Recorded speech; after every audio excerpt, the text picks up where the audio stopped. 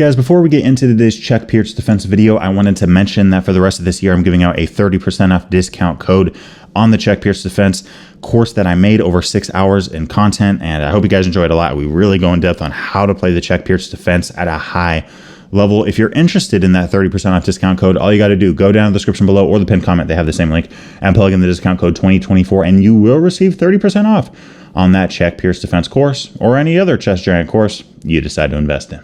Back in the year of 2019, GothamChess played a blitz game against a FIDE master who went with the Czech Pirc Defense. How did things turn out? Well, let's take a look. So GothamChess here playing as white goes with the move of pawn to e4. We have d6, d4, knight f6, attacking the pawn on e4. Now, when you're playing the Pirc Defense, which is what we usually start with, right? I mean, if we're playing the Czech Pirc Defense, we got to start with the Pirc. So in this case, we're attacking the pawn on e4. If white wants to push with e5, big mistake. Just a big mistake. You're going to take on e5, capture off the queen, play knight g4. White can save one of their pawns, but they can't save both. And honestly, you might as well save, your pawn on f2 because you don't want to lose your rook as well. So we're going to win the pawn on e5. We're up a pawn. We have a one game. Going back, we have this move knight c3. Obviously, GothamChess, a very strong player. He's not going to play e5 on move 3 against the Pirc. But now we have c6 with the Czech Pirc Defense. Big fan of this opening. Big fan of this opening for beginners. Big fan of this opening for advanced players up to the grandmaster level. And in this case, we have the move g3 from Gotham. So, in my course, in my over 6 hour course on the Czech Pirc, I cover this idea of e5 in depth. Now, there's a lot of different moves that you can play e5 right away against, and g3 is one of them. And, you don't have to play e5 there, but the whole idea here is like, look, yeah, sure, white can take and capture off our queen, but at the end of the day, our king could potentially get a very nice, kind of lodging spot on c7, where this knight is neutralized by our pawn on c6. Let's say we see something like knight f3, we can play bishop d6. That's fine. If the bishop wants to fianchetto, we have king c7. If you want to attack our pawn, rook f8 there, and we're good to go. This king is very nicely tucked. As I mentioned, the knight is neutralized, and we have queenside expansion ideas like b5 and a5 on the way.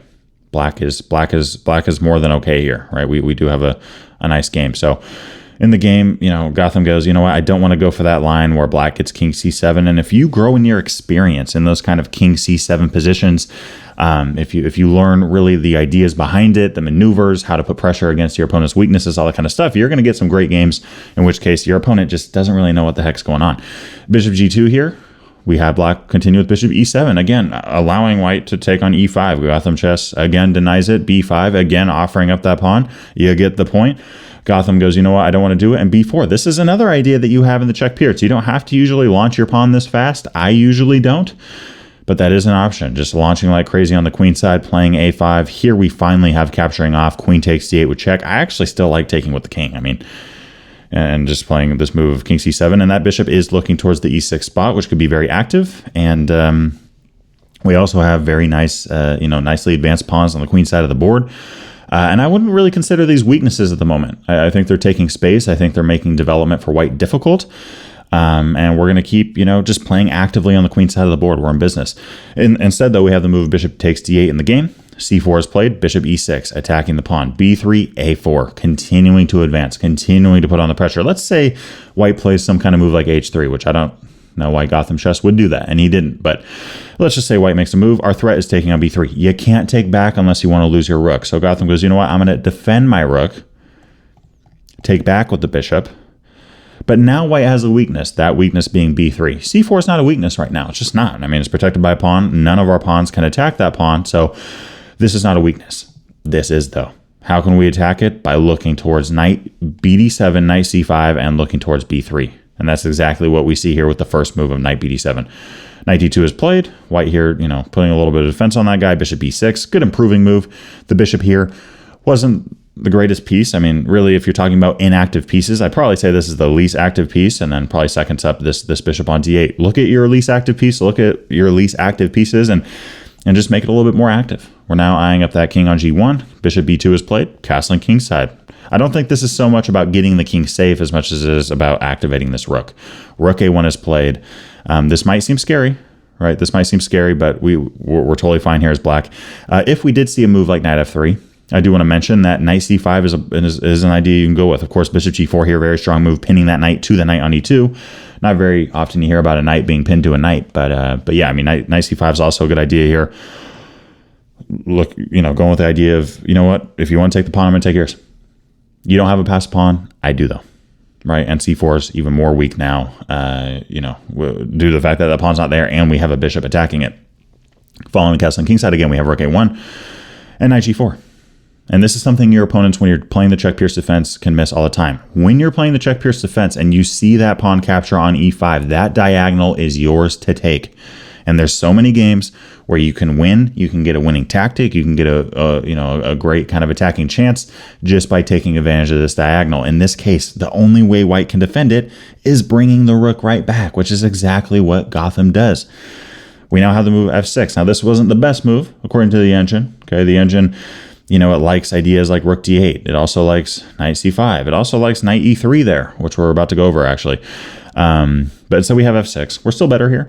After h3, black misses knight e3, attacking the rook. And look, I mean, if the rook wants to move to a1 or something, all right, rook d8. The white can't even take without realizing they're going to go down a pawn.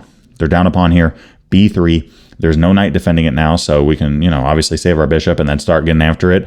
If you try to defend it with the knight on c, okay, we'll remove the defender, take on b3. We're up 2 pawns now, resignable for white. Going back to h3. We instead see the move knight h6. This is a miss for the black side. Rook a1 is played. We still have a great game though. b3, big target. e4, big target.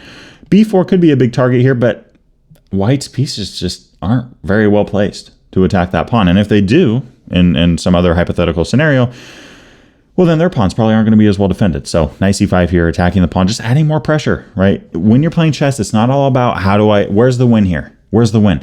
Guys, when I'm playing chess, I don't know how I'm going to win the game. I don't, okay? And I don't always even win, which that's a whole other conversation. But I don't know how I'm going to win the game. I don't.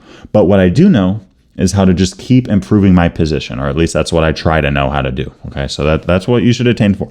Don't always worry about where's the win, oftentimes, guys, in the game of chess, the win isn't there. Now, if you improve your pieces enough and you keep improving them and keep improving them and keep improving them, keep taking advantage of weaknesses, keep getting rid of weaknesses or preventing weaknesses from happening on your side of the board, eventually a win will be there. But it takes time to build that up, and that's what we see here from black here. Black doesn't have a win here. Black doesn't have a mate or anything, but just added pressure. Added pressure. Notice as well, every single one of these squares is protected by a black piece. Beautiful coordination between the bishop, knight, and pawn. This rook, I mean, you can move it on the a file to a2. That's about it, though. That's about it, right? Knight c1 is played. Adding some more defense. Rook d8, just adding the pressure. Why not? The rook's a heck of a lot better on d8 than it is on f8. Let's put it there. Knight f1 is played. Knight f7. Knight f7, looking to reroute to g5. I mean, these knights are dancing around like crazy, which we do see quite a bit in the Czech Pirc. Putting pressure on h3, putting pressure on e4 twice, putting pressure on b3. Knight c2 is played in the game. I do want to mention, if f3, sure, the pawn on e4 is very solid, but again, that diagonal can have major consequences for white if they're not careful. In this case, you protected the pawn, but we're just going to take it anyways, because if you capture back, we throw in a check with the bishop, we're up a pawn, and this king is very vulnerable to attack. Our rook is about to get busy, either coming to d2 or d1, and we have a great game. Going back, knight c2 is playing the game. We have capturing on e4, and here, GothamChess, or I'm calling him GothamChess, really international master Levy Rosman, resigns this game, and it makes sense. I mean, you're already down a pawn. f2 is a huge weakness here. Yeah. And I mean, if you take, right, and, let's say you play something like knight d3, well, we just capture off your knight. If you play something like knight e3, there's a lot of different things that we can do here, including just taking, and this pawn is overworked, right? Once the pawn captures back, taking on g3, great move there. You could also throw in a check and then throw in another check, and guess what? You're going to win the bishop. So completely losing position for white there. The Czech Pirc Defense ends up beating GothamChess in a blitz game. Yeah, Czech Pirc Defense, a great chess opening for black, and it gets great results. Guys, I hope y'all enjoyed today's video, and just a quick reminder that in addition to the 30% off all online courses sale this month, we wanted to also give a 20% off sale on our physical merch all December. We got shirts, hoodies, mugs, and more on the merch shelf below, and we got a lot more on the website, so check them out and use the code WINTER20 for 20% off. On top of that, I wanted to give a big shout out to my Patreon supporters for the month of December in 2024. I appreciate you guys a ton. It's been great getting to know you, and yeah, I'm just humbled by your support. And if you guys haven't thought about joining the Patreon community before, there's some exclusive benefits that you gain by becoming a member, and I look forward to seeing you over there on the platform. Peace.